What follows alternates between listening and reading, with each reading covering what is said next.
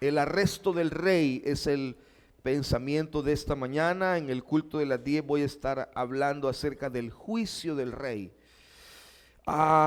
Los pasajes de Mateo 24, Mateo 26, de Lucas 14, de Marcos 14 y de Lucas 22 narran.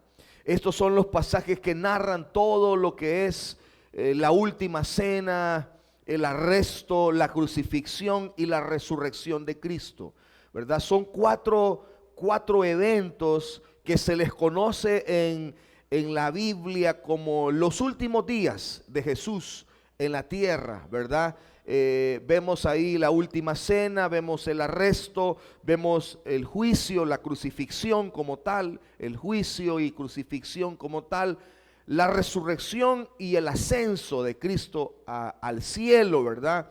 Todo esto se conoce pues como los últimos días del Señor, pero hoy quiero enfatizar esto en esta idea de el juicio, el arresto y el juicio del rey.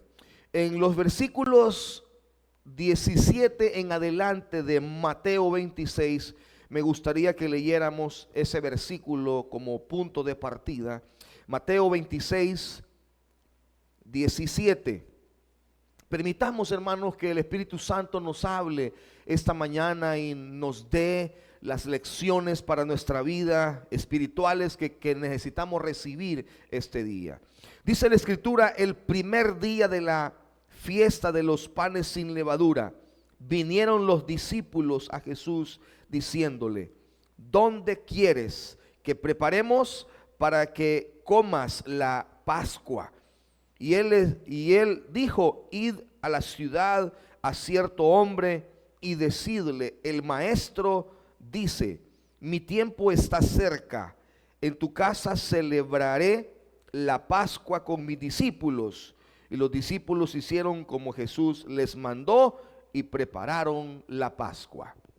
Muy bien, el arresto del rey. Aquí en lo que conocemos nosotros como la última cena, quiero llamar a consideración tres pasajes o tres frases que son bastante relevantes de pegarles una pequeña leída. Lo primero es la frase que dice: en el primer día de la Pascua, en el primer día de la fiesta de los panes sin levadura. Bueno, esta tenía que ser la fecha exacta porque los judíos comían el cordero pascual, como se conoce, el día 14 del mes de Nisán, en el calendario judío, ¿verdad? Entonces, ese tenía que ser específicamente el día porque había una conmemoración. Entonces, la Biblia indica diciendo que Jesús respetaba concretamente todas las festividades religiosas del judaísmo, ¿verdad? Que eran prácticamente parte casi nacional, ¿verdad? Del país, de la nación, eran fiestas nacionales. Lo segundo es la frase: ¿dónde quieres que preparemos para que comas la Pascua? Los discípulos están interesados, y esto es muy bueno porque los discípulos están interesados en celebrar la Pascua con el Señor. Ellos toman la iniciativa de decir: ¿a dónde quieres que preparemos, que hagamos los preparativos para celebrar la Pascua? ¿Por qué? Porque el lugar donde se preparaba, ahí se tenía que celebrar. Los elementos de la Pascua no podían ser movidos. El lugar donde se celebraba, donde se preparaba, perdón, ahí tenía que celebrarse. Entonces, por eso los discípulos preguntan: ¿dónde quieres que nosotros preparemos para que comas la Pascua? Entonces, esta es la iniciativa que todo creyente debe de tener. Debemos estar diciéndole a Dios constantemente: ¿a dónde quieres que preparemos el tiempo de la Pascua? Porque la Pascua espiritualmente ahora para nosotros es un tiempo de comunión, es un tiempo de cercanía con Dios. Entonces el cristiano deberá estar diciéndole a Dios, tomando la iniciativa: Señor, hoy este día voy a tener mi tiempo de comunión. ¿A dónde lo voy a tener, Señor? Quizás no me va a quedar tiempo en mi casa, pero lo voy a hacer en el trabajo.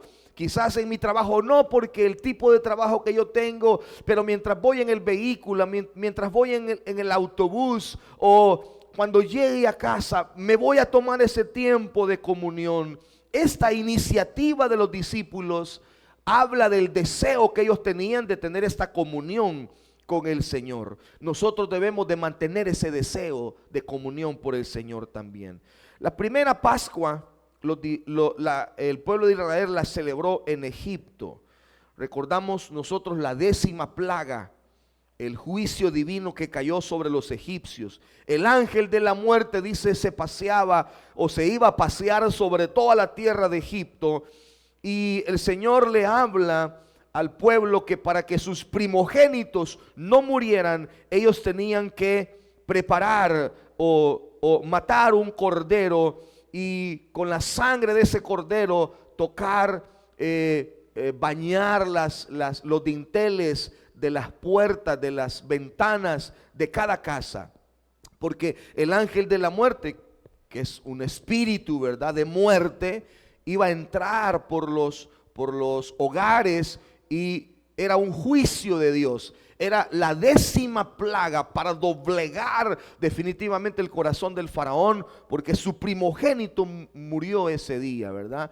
Así que un ángel de muerte, imagínense esto, un ángel de muerte pasando por todo el país, tocando los hogares, llevando la vida de todos los primogénitos de las familias, menos de las familias del pueblo de Dios, del pueblo de Israel. Ellos fueron protegidos y ahí se instituyó la Pascua. Ahí se instituyó esta celebración de comer el cordero pascual. Así que no solo era un acto de matar un corderito, hacer una ceremonia, comerse el corderito.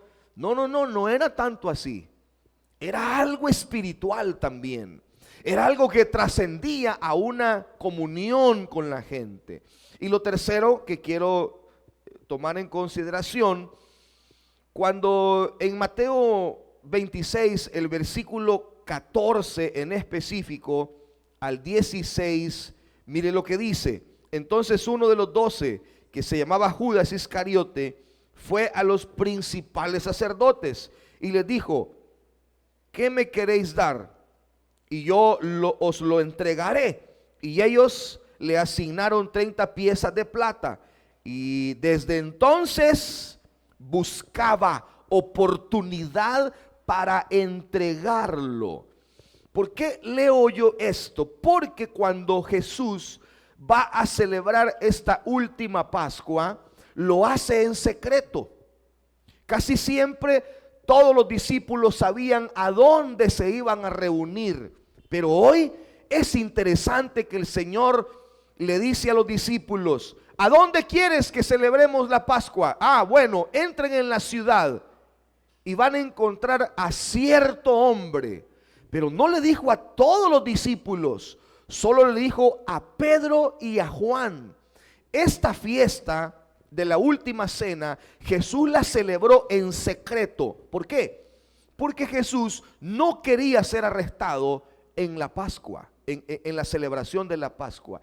Él necesitaba enseñar lo último que quería enseñarle a sus discípulos. Era la última cena, era la última comunión. Jesús quería estar con sus discípulos, pero Judas, nos dice Mateo, ya había planeado entregar al Señor. Desde esa hora, o sea, un par de días antes de la Pascua, probablemente Judas quería entregar a Jesús en la Pascua. Era el momento oportuno, él estaba sentado, comiendo, fácil de llegar, atraparlo y llevárselo.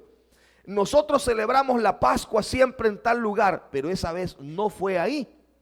Jesús lo hizo en secreto, para no ser arrestado. Él no quería ser arrestado antes de la Pascua, porque necesitaba tomarse este tiempo con sus discípulos, tomarse este momento. Y entonces la Biblia dice que ya Judas buscaba en su corazón, ya buscaba la oportunidad para entregarle. Ahora, consideremos entonces 5 lecciones que vamos a aprender de esto. Número 1, las personas pueden esconder sus pecados de toda la gente, menos de Dios. Menos de Dios.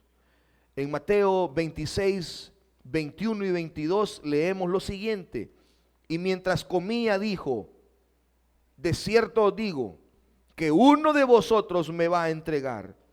Y entristecidos en gran manera, comenzó cada uno de ellos a decirle, ¿soy yo, Señor? ¿Soy yo, Señor? Pero Jesús, por supuesto que ya sabía que ahí entre ellos estaba la persona que le iba a entregar.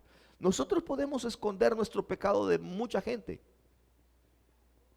Podemos esconder el pecado del cónyuge si estás casado, de los padres si vives todavía con tus padres. Puedes esconder tu pecado de la gente de la iglesia. Es que la gente de la iglesia no me mire, ¿verdad? Es complicado porque hoy, donde quiera que nosotros vamos, siempre encontramos gente conocida. Usted no se imagina los lugares tan remotos donde yo he andado y hay gente que me conoce. Pastor Juan Carlos, me dice, pero una vez andaba en la isla de Mianguera, que yo qué me iba a imaginar que alguien me conocía por allá. No andaba en son de predicar ni de nada, no, andábamos con unos amigos, se fue, vamos a comer allá, conozco un lugar, dijo un amigo, y nos fuimos. Estando ahí comiendo, la señora del comedor me conocía. ¿Verdad que usted es pastor? Sí, soy pastor.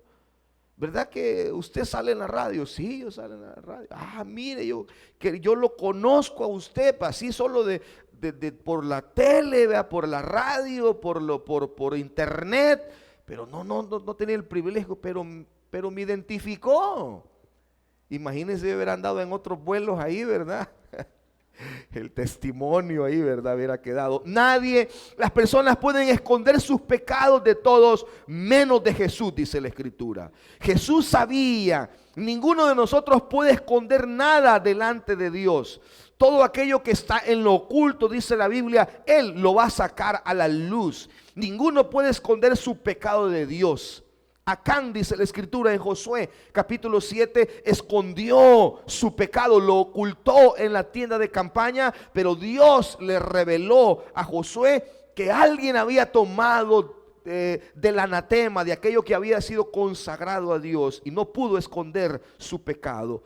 Geasín escondió su pecado de Eliseo, pero Dios se lo reveló. Segundo de Reyes capítulo 5, Dios le habló al profeta y le dijo lo que su criado había hecho. Ananías y Zafira intentaron esconder su pecado de Pedro, pero el Espíritu Santo reveló que ellos habían mentido al Espíritu Santo, y la Biblia dice que cayeron muertos en el instante. Capítulo 5 de Hechos. Un hipócrita puede intentar engañar a toda la gente, menos a Dios. Entonces, ¿por qué intentar engañar a Dios si ya sabemos que Él lo sabe todo? ¿Por qué vamos a hacer oraciones fingidas ante Dios si ya sabemos que Él conoce nuestro corazón? ¿Por qué entonces aparentar ante la gente algo que no somos y que no tenemos cuando Dios ya sabe quiénes somos? Es mejor ser transparente delante de Dios. La Biblia dice que el pan y el vino o el jugo de la vid representa el cuerpo y la sangre de Cristo. No voy a ahondar mucho en esto porque ya lo sabemos. Número 3, la Biblia dice que existen grandes diferencias entre el antiguo pacto y el nuevo pacto. Un pacto es un acuerdo entre dos personas. Dios hizo un pacto, un acuerdo entre el pueblo de Israel, el pueblo judío y Dios.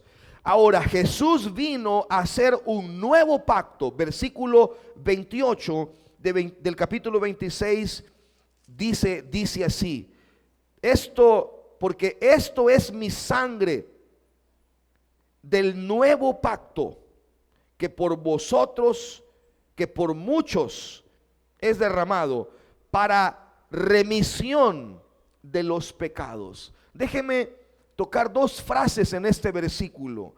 Primero, la palabra muchos, y segundo, la palabra remisión. La Biblia dice que este nuevo pacto que Jesús establece es a través de su sangre. El pacto antiguo también era a través de sangre, pero la sangre de un animal. Y aunque este animal era perfecto, no era la sangre del Cordero de Dios, no era la sangre de Cristo, solo era un tipo, pero dice de muchos. Entonces difiero de que en el infierno va a haber más gente que en el cielo. Yo creo que va a haber más gente en el cielo que en el infierno. Porque la Biblia dice que Jesús no murió por pocos, dice que murió por muchos. Derramó su sangre por muchos. Y para el Señor solo le bastan 30 segundos o menos de eso, quizás, para salvar un alma. Usted puede estar en un hospital a punto de morirse, y si ahí clama la misericordia de Dios, se arrepiente de sus pecados y le pide perdón a Dios y lo acepta como salvador de su vida, usted se va a despertar en el cielo. En un accidente, usted sabe que la ambulancia no va a llegar a tiempo y que puede morir, y ahí usted se pone a cuentas con Dios. Bueno, el ladrón que está a la par de Jesús crucificado aprovechó la oportunidad y fue salvo. Fue salvo. Nosotros hemos llegado a este lugar donde vamos a predicar con pacientes, algunos terminales de cáncer. Y hemos llegado ahí con hermano Mario Cruz. Y nos hemos ganado almas ahí que al siguiente mes que vamos ya no están, porque ya partieron con el Señor.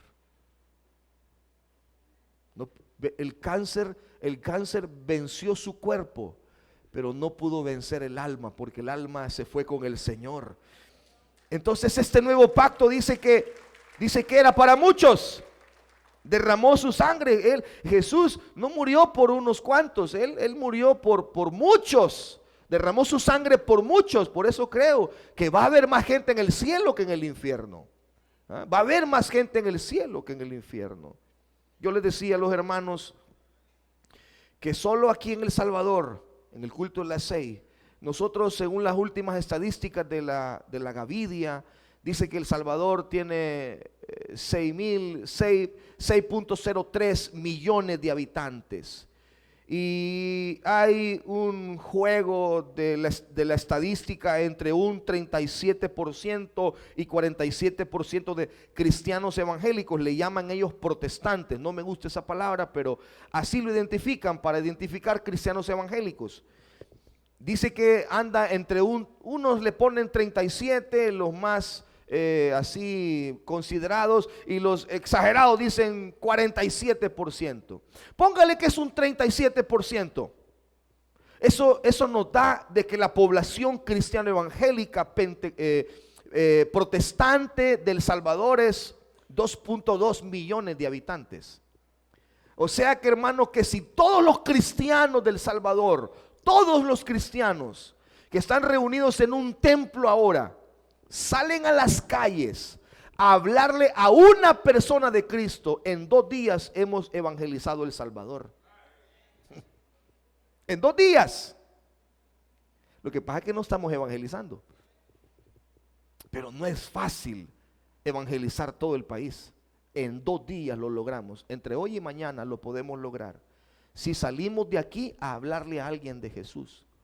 Porque necesitamos que el cielo esté lleno de muchas personas. Jesús dijo: todavía hay espacio, vayan a las calles, a las plazas, a todos los lugares y fuércelos a entrar, dijo él, fuércelos a entrar.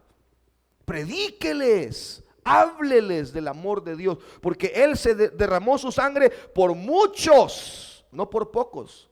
Y si miramos la población mundial y la población de cristianos en el mundo, ahí necesitamos 8 días para evangelizar todo el mundo. En 8 días podemos evangelizar todo el mundo.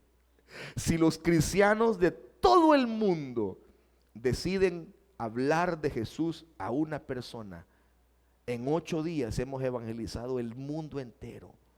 al menos el mundo conocido.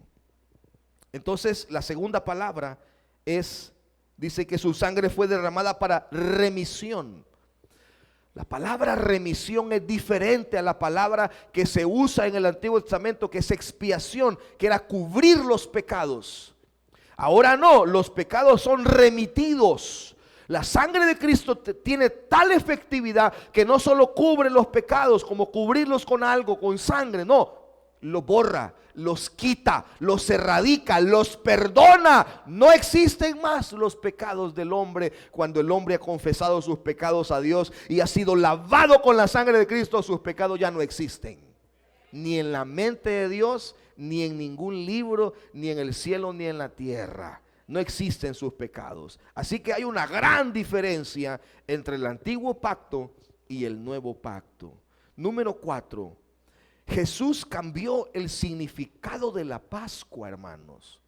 Él cambió el significado de la Pascua. Este pueblo escogido por Dios comió la Pascua durante muchos siglos.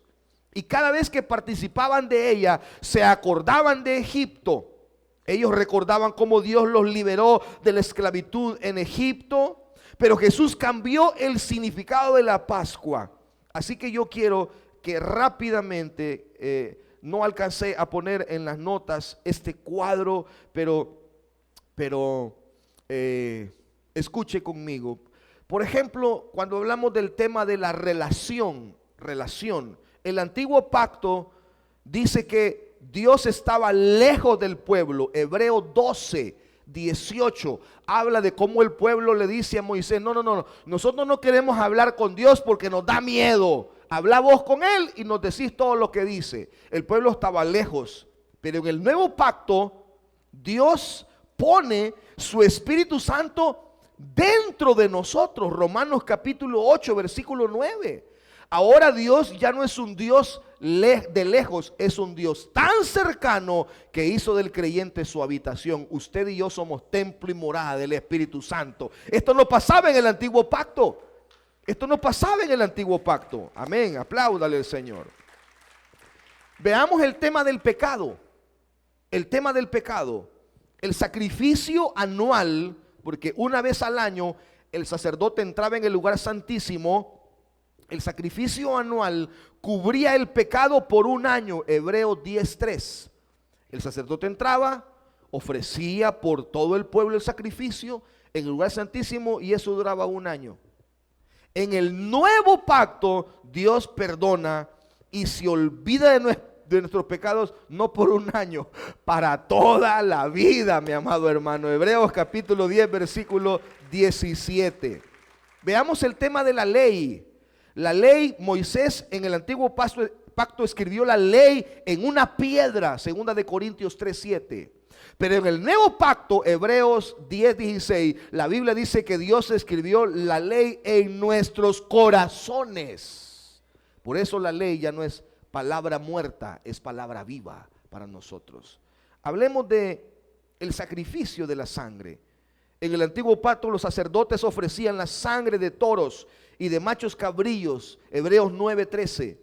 Pero en el nuevo pacto es la propia sangre de Jesucristo, el Hijo de Dios. Hebreos capítulo 9 versículo 12. Es la sangre del unigénito Hijo de Dios. El tema de la purificación. Los sacerdotes purificaban a las personas por la parte de afuera, rociando sangre. Hebreos 9:5. Los creyentes ahora, Dios ahora nos purifica desde adentro hacia afuera. Hebreos capítulo 9 versículo 14. Hablemos de la adoración. Los israelitas adoraban dentro del tabernáculo y ese era el único lugar donde podían adorar. Hebreos 9:1 en adelante. Pero los creyentes adoran a donde quiera. Lo único que se pide en Juan 4:23 y 24 es que los que adoren, adoren en espíritu y en verdad. En espíritu y en verdad. Esté usted en un hospital, esté en la calle, en la iglesia, en su casa o en una cárcel, Dios recibe adoración y acepta la adoración cuando es en espíritu y en verdad. Antes solo se podía adorar en el tabernáculo. Hablemos del tema de la salvación. Dios aceptó a los israelitas que ofrecían sacrificios por sus pecados, Hebreos 9:7, y aceptaba el sacrificio y la gente era salva mientras ese sacrificio duraba. Ahora en el nuevo pacto Dios acepta a los que reciben a Jesús. Él, dice la Biblia, los salva, los escribe en el libro de la vida. Estas y muchas otras son las grandes diferencias que hay entre el antiguo y el nuevo pacto, y cómo Cristo vino a darle un significado más especial a lo que es el nuevo pacto. Jesús hizo todo esto. Voy a repetirlo, Jesús hizo todo esto. Él hizo todo esto.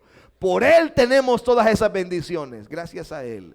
Y número 5, Jesús ve más allá de las horas oscuras de la vida. En Mateo 26:30, versículo 30 y 31, dice la Biblia que Jesús pudo cantar durante las horas más oscuras de su vida. ¿Por qué? Porque Él podía ver más allá de la hora oscura. Me gustaría que lo leyéramos. Y cuando hubieron cantado el himno, salieron al monte de los olivos. O sea, al final de la cena, de la última cena, cantaron, adoraron al Señor. Entonces Jesús les dijo: todos vosotros os escandalizaréis de mí esta noche, porque escrito está: heriré al pastor y las ovejas del rebaño serán dispersas. ¿Cómo Jesús pudo cantar, pudo adorar en la hora más oscura de su vida? Porque Él veía más allá de la hora oscura. Él veía más allá de la cruz. La muerte, dice Él, herirá al pastor, o la muerte hirió al pastor, pero no podían acabar con el pastor. Jesús estaba tan seguro de que la resurrección de entre los muertos iba a ser una realidad en su vida. Así que dice: herirán al pastor, van a matar al pastor, hablando de Él mismo. Herirán al pastor con herida de muerte, pero la muerte no lo va a detener. Así que Jesús miraba más allá de la cruz. Él miraba la resurrección, amado hermano. Usted no mira más allá de los problemas porque no se le abren los ojos espirituales. Pero si se abrieran nuestros ojos espirituales, pudiéramos ver más allá de los problemas, más allá de las dificultades. Me gusta cuando un papá tiene ese tipo de fe con sus hijos y que puede ver más allá. Que ahora ve a un muchacho rebelde, que ahora ve a un desobediente, una jovencita que no hace caso, que ahora ve solo cosas negativas. Pero si esa persona puede ver por los ojos de la fe, puede ver más allá y puede ver a esa persona, a ese hijo, adorando a Dios y sirviendo a Dios. Tengo un hermano que está en Estados Unidos. Cuando lo agarró la migra, me llamó por teléfono llorando. Tengo una plática pendiente con mi hermano menor. Me dijo: yo le he hecho una promesa a Dios que si me pasa al otro lado del río, yo le voy a servir, yo me voy a congregar. Ora por mí, me dijo, para que el Señor haga lo que hizo con vos, me dijo. Amén, hermano, voy a orar. Oré por él, sintió paz y pasó. Pero se le olvidó. Se le olvidó lo que prometió. Que le prometió: Señor, te voy a servir. Señor, mira, sácame de aquí. ¿Cuántas oraciones hemos hecho así nosotros, hermano? Y se nos olvidan. Y se le olvidó. Entonces un día, hablando con mi madre, mira, me dijo, yo lo único que sé, me dijo, es que yo lo voy a ver sirviendo a Dios, me dijo. Yo lo único que puedo decirte, me dijo, es que yo lo voy a ver convertido a Cristo y lo voy a ver sirviendo a Dios, me dijo. Eso es lo único que yo sé y eso es lo que yo oro. Eso es ver más allá, porque el bicho anda perdido allá. Y digo yo, mi mamá tiene una gran fe. Es que eso es. Jesús vio más allá de la hora de la cruz. Él veía más allá de la confusión de sus discípulos. Miraba a sus discípulos y les dijo: todos ustedes se van a escandalizar, todos ustedes van a salir huyendo. Jesús sabía que Pedro le iba a negar. Jesús sabía que los otros 10 discípulos lo iban a abandonar, que su pequeño rebaño de 11 ovejitas, 12 con el que lo traicionó, serían dispersadas. Él sabía que esa noche todo el mundo se iba a escandalizar, y todo el mundo se iba a ir, y las expectativas que tenían de él se iban a esfumar. Pero aún así, Jesús no condenó a Pedro. Jesús no rechazó a los otros apóstoles. Jesús no condenó a ninguno de los otros compañeros de Pedro. No les dijo que no servían para nada. No les quitó la salvación que les había otorgado. Jesús sabía que había tensión en ese momento de oscuridad y de tinieblas. Pero escuchen las palabras alentadoras de Jesús en el versículo 32. Pero después que haya resucitado, iré delante de vosotros. Jesús miraba más allá de la confusión, de la oscuridad que sus discípulos iban a pasar. Él decía: hoy se van a escandalizar todos ustedes, van a salir huyendo, pero cuando yo resucite, dice en el 32, voy a ir delante de ustedes y ahí los voy a volver a comisionar. Jesús miró por el Espíritu cómo los discípulos iban a diseminar el evangelio en todo el mundo conocido de la época. Nosotros no tenemos esa capacidad de ver el futuro. A veces recibimos pequeños chispazos, pequeñas visiones de lo que Dios puede hacer en el futuro. Hay un libro que se llama La Visión, de David Wilkerson. En este libro él plasma una cantidad de profecías relacionadas con el mundo entero, con América Latina, con Estados Unidos, y algo a nivel global. Y muchas de esas profecías se han cumplido al pie de la letra. Dios le reveló a este hombre, para mí uno de los últimos profetas que este planeta ha tenido, el pastor David Wilkerson. Dios le reveló en ese libro, se lo recomiendo por cierto, La Visión. Y hay algo, hermano, que ya se está viendo, pero es escalofriante. Es escalofriante.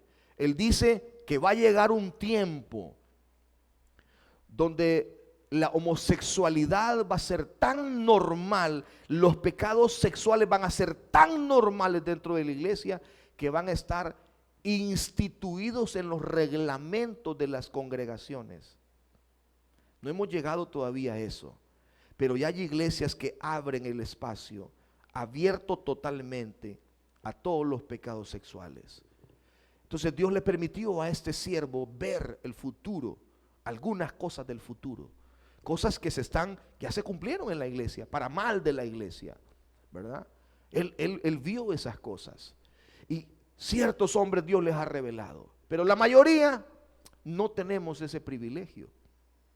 Entonces solo podemos confiar en las palabras de Cristo, que dice: yo puedo ver más allá del día de tu prueba, puedo ver más allá del día de oscuridad, yo puedo ver más allá de esa enfermedad, y puedo ver más allá de ese problema, puedo ver la victoria que te voy a dar más allá de ese problema, puedo ver la sanidad que voy a hacer más allá de esa enfermedad, puedo ver más allá de lo que voy a hacer con tu familia.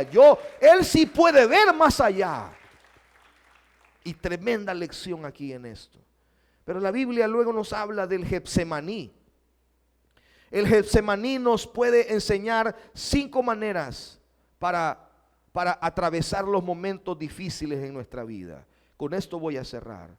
Getsemaní fue el lugar donde Jesús se fue después de la cena. En los capítulos 26 de Mateo, del 36 en adelante, Marcos 14 del 32 en adelante y Lucas 22 del 39 en adelante, hablan de que Jesús frecuentaba este lugar para orar. Y aquí aprendemos cinco maneras prácticas para atravesar los momentos difíciles de nuestra vida. Número uno, en los momentos difíciles de nuestra vida debemos invitar a otros a orar por nosotros o con nosotros. No tiene que luchar solo. No debe de luchar solo. Por favor, no luche solo. Están sus pastores. Dígale al pastor de esta iglesia: pastor, lléveme en oración, estoy pasando un problema. Ese es el trabajo del pastor. Si lo ven, le dicen, díganle: pastor. Ahora, no se vale que usted está viendo Netflix y el pastor orando, va, tampoco pues. Pero dígale a su líder, dígale a los diáconos: hermano, dígale a su hermano cristiano, a su amigo: ayúdame a orar, hermano, ayúdame a orar, hermana. Mira a mis hijos, por mi economía, por mi salud, por mi hogar, por mi matrimonio, por mi trabajo, por mi jefe, por un amigo, por un familiar en el hospital. Ayúdame a orar. Lindo cuando buscamos la cobertura de otros. Eso fue lo que Jesús hizo. Jesús hizo eso. Jesús fue donde dos de sus discípulos, tres de sus discípulos les dijo: oren conmigo, por favor. Jesús convidó a otros para orar con él. Jesús lo hizo. Los discípulos no oraron tanto, pues. La Biblia no dice cuánto oraron. Él les pidió, Jesús dice, no pudieron orar ni siquiera una hora. Se durmieron. Pero póngale que oraron 10 minutos, pues. Y a los 10 minutos se parquearon. Pero hermano, ¿qué es mejor, 10 minutos o nada? 10 minutos es mejor. Prefiero poquito a nada. Así que poquito es mejor que nada. Quizás usted no sea un gran orador, no pase 4 horas de rodillas, pero pasa 20. Bueno, 20 minutos de oración es mejor que nada de oración. Si quiere atravesar los momentos difíciles de manera eficaz, invite a otros a orar con usted, como lo hizo Jesús. Gálatas 6:2 dice: sobrellevad los unos las cargas de los otros y cumplid así la ley de Cristo. Número 2, ore a menudo a Dios diciéndole cómo se siente. La oración es un hábito, era un hábito para Jesús. Lucas dice que Jesús frecuentaba el huerto de Getsemaní y era un lugar donde él oraba. En Lucas, si me acompañan a Lucas, en el capítulo 22 de Lucas, me gustaría que lo leyeran. En el versículo 39, miren lo que nos revela aquí Lucas 22:39. Y saliendo se fue como solía al monte de los olivos, y sus discípulos también le seguían. Cuando llegó a aquel lugar, les dijo: orad que no entréis en tentación. Y en el 42 Jesús dice: Padre, si quieres, pase de mí esta copa, pero no se haga mi voluntad, sino la tuya. Jesús le dijo al Padre cómo se sentía ese día. Fue honesto, fue sincero en su conversación con Dios y le dijo realmente cómo estaba, cómo se sentía. Le dijo a Dios que no quería beber la copa amarga de la cruz. Le pidió a Dios que le quitara del camino esa copa amarga del Calvario, pero que al final se hiciera la voluntad del Padre. Jesús no intentó esconder sus sentimientos ante Dios. Él no pensó: ¿qué va a pensar el Padre si le digo esto? ¿Qué va a pensar mi Padre si me ve flaquear? Si ve que yo le estoy diciendo: pase de mí esta copa, ¿qué va a pensar de mí? Acuérdese que el Padre sabía que Jesús era 100% hombre también. Y acuérdese que Jesús también sabe que usted es de carne y hueso, que usted llora, que se entristece, que siente dolor.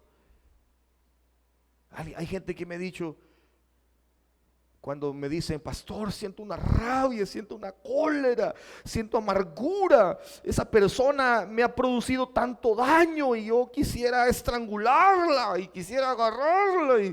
¡Ah! ¿Han sentido eso ustedes? Yo le digo a la gente, y ya se lo dijo a Dios. ¿Y cómo le voy a decir eso? Si Él ya sabe que usted siente eso. ¿Por qué no decirle? Yo le dije al Señor, Señor, yo no puedo ver a mi papá, yo no lo puedo ver. Este hombre nos causó demasiado dolor, pero el pastor me está mandando a pedirle perdón. Yo no tengo la fuerza para ir, Señor. Yo no tengo la fuerza para pedirle perdón, pero yo no le he hecho nada. Yo lo hablé con Dios que no quería, que no me nacía, que pusiera en mi corazón que me naciera, que me diera la fuerza para hacerlo. Sabía que era lo correcto, sabía que tenía que hacerlo, pero no quería y no sentía. Pero lo hablé con Dios, le dije, Señor, yo no quiero. A muchos les ha pasado que se han enojado con Dios. Lo ha platicado con Él, dígaselo, estoy bravo contigo, estoy enojado. Hay hombres en la Biblia que estuvieron muy enojados con Dios y se lo dijeron a Dios. No es una falta de respeto, es comunicación, es hablarlo con Él. Jesús fue honesto en su oración. Él le dijo a Dios cómo se sentía. Si estás airado con Dios, díselo. Si estás desanimado, díselo. Si estás tan preocupado que has perdido la fe, díselo a Dios. Hay gente que ha perdido la fe. Hay un libro de un misionero, ahora mismo se me olvida el nombre de este libro, porque no lo traía en mis notas, pero recuerdo que este misionero estaba tan frustrado, pero se llama Charles Finley. Charles Finley en sus anecdotarios, cuando él murió, la gente encontró sus anecdotarios. Él murió enfermo. Gran teólogo, gran predicador. Cuando encontraron sus anecdotarios en los últimos meses de vida, él dice que sus oraciones eran: Señor, he perdido mi fe. He perdido mi fe. He dejado de creer. Ya no tengo fuerzas para creer. No tengo de qué agarrarme. No tengo ninguna evidencia de que tú estás conmigo. Me siento solo, desamparado y he perdido mi fe. Empezó diciéndole a Dios: siento que estoy perdiendo la fe. Y terminó diciéndole: he perdido mi fe. Hay gente que ha dejado de creer, pero no lo hablan con Dios. No vas a superar esa prueba. No vas a superar esa situación si no lo hablas con Él en oración. ¿Me están entendiendo, hermanos? Número 3, sométase a Dios como un niño pequeño se somete a su Padre terrenal. Esta es la primera vez en la Biblia que vemos esta palabra. Esta palabra no existía en el Antiguo Testamento. Marcos 14, vaya conmigo. Marcos 14:36. Miren la palabra de Jesús aquí. Marcos 14:36. Repito, esta palabra no existe en el Antiguo Testamento. Es una palabra que Jesús fue el primero que la mencionó en relación a Dios. Marcos 14:36 dice: y decía, Jesús decía esto: Abba, Padre, todas las cosas son posibles para ti. Aparta de mí esta copa, mas no lo que yo quiero, sino lo que tú quieres. La palabra Abba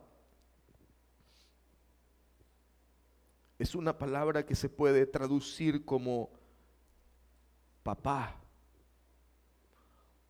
o como papito, porque es una palabra tierna, dicen los teólogos.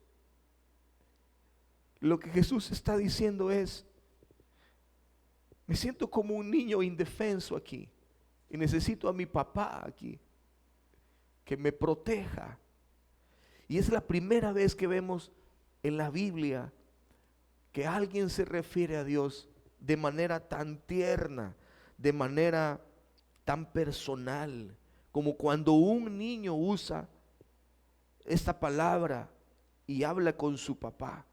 No era una palabra común, no era una palabra ordinaria, era una palabra cotidiana en las familias, pero no para referirse a Dios. Jesús se sometió a Dios como un niño se somete a su padre. Así, con humildad. Voy a correr un poquito por el tiempo. Número 4. No culpe a otros por las pruebas que enfrenta. Jesús podía haber culpado a otros por pasar esa copa amarga de la cruz. Podría haber culpado a los líderes religiosos por la ceguera espiritual de ellos. Podría haber culpado a Judas, que lo traicionó. El Señor pudo culpar a los discípulos que se durmieron y no oraron con Él. Pudo haber culpado a los soldados que lo arrestaron. Pudo haber culpado incluso a Pilato, que tuvo la oportunidad de liberarlo y no lo liberó. Pudo incluso amargarse echándole la culpa a otras personas, pero Él entendió que ese era su propósito. Ese era su propósito. Y número 5, gane la batalla en privado antes de pelearla en público. En la oración ganamos fuerzas.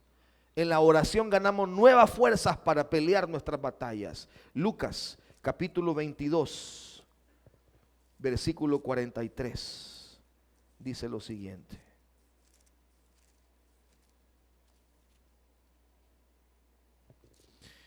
(22:43)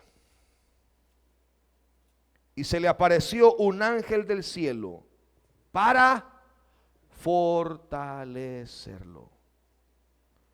¿Qué hizo que ese ángel descendiera del cielo para fortalecer a Cristo? La oración en privado. ¿Saben? Los discípulos no vieron el ángel, estaban dormidos. Los discípulos no vieron el ángel porque Jesús estaba orando a un tiro de piedra de ellos, que es como que usted agarra una piedra y la tire a 6, 7, 8 metros. Ese es un tiro de piedra, 7, 8 metros. Jesús estaba a unos 8 metros de distancia de sus discípulos en el monte de los olivos, rodeado de olivos, probablemente detrás de un olivo, así que no lo vieron. Aunque hubieran estado despiertos, no lo hubieran visto, porque esa fortaleza la recibimos en lo privado de la oración. Todo lo que oramos en lo privado se refleja en público. Así que el ángel, dice la Biblia, registra ese dato que llegó a fortalecer a Cristo. Tal vez no podamos ver ángeles nosotros cuando oramos. Quizás no, ¿verdad? Pero veamos o no ángeles, debemos de saber que Dios nos fortalece mientras oramos en lo secreto. Mientras oramos en lo secreto, Él nos fortalece y nos da la fuerza necesaria. La angustia fue tan grande, Lucas 22:44, que dice que su sudor era como grandes gotas de sangre. Jesús utilizó estas cinco prácticas de la oración para poder atravesar ese momento difícil. Pongámoslas en práctica si estamos atravesando momentos difíciles. Pidamos la ayuda de otros en oración. Vamos a Dios como un niño. Abba Padre, como un niño que confía en su papá.